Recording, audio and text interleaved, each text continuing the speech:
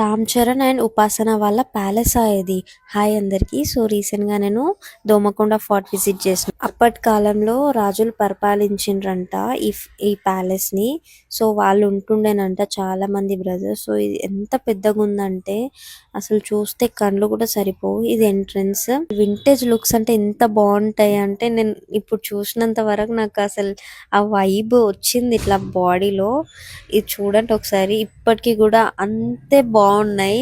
And ఇక్కడ ఎప్పుడెప్పుడు ఎవరెవరు ఏం చేసిండ్రని ఇక్కడ బోర్డ్స్ కూడా వీళ్ళు మెన్షన్ చేసి పెట్టిండ్రు. ఇక్కడ ఒక శివాలయం కూడా ఉంది లోపల. లోపల వెళ్తే అది కనిపిస్తది. ఫోర్ట్ అయితే ఒక లాగుండే, నిజం చెప్తున్నా. ఒక్కసారి మీరు కూడా ఎప్పుడైనా విజిట్ చేయండి. కామారెడ్డి దగ్గర ఉంటుంది ఇది దోమకొండ అనేది.